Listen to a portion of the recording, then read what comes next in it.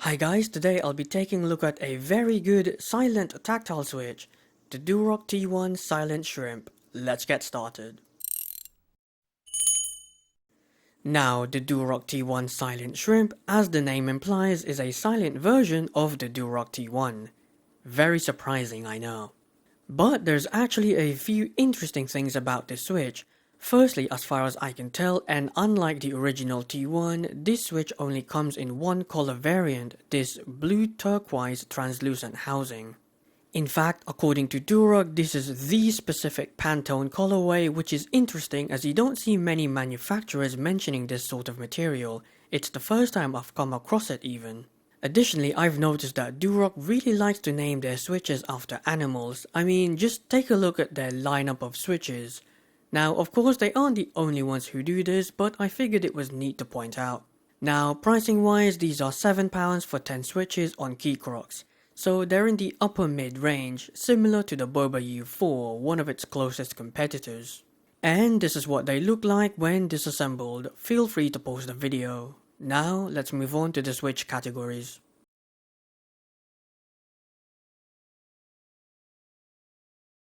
On-center key presses are relatively smooth with only slight levels of scratchiness at very slow key presses.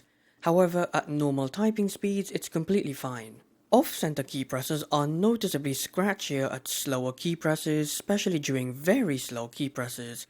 But again, they are smoother at normal typing speeds. Overall, it suffers from slow key presses. As long as you're not a slow typist, it should be fine. 7 out of 10. Now, according to Durock's Amazon page, these switches actuate at 2mm with a bottom-out force of 67 grams at 3.8mm. Here's a force curve comparison between the T1 Shrimp, the Boba U4, the MX Clear, and the bluish white for your reference. Pause the video if you need to.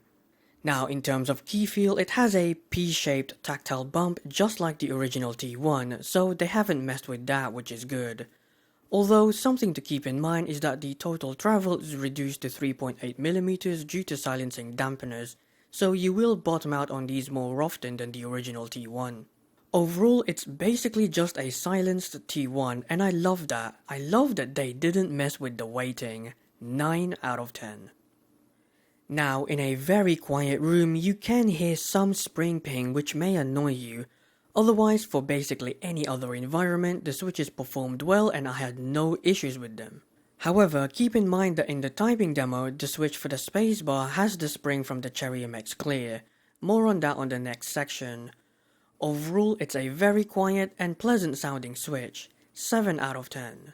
Now, take a listen and enjoy.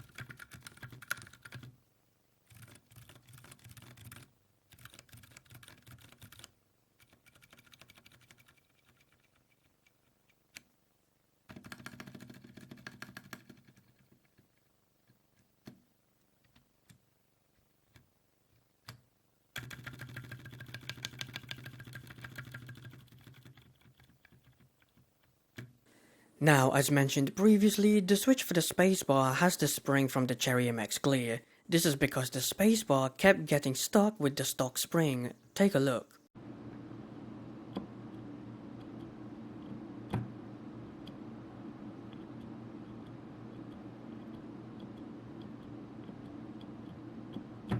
Now, for those who remember, this was also an issue with the original T1, but with the right shift key.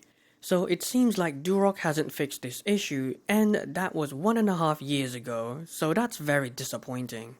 And just to quickly add, it's not my stabilizers, I've checked.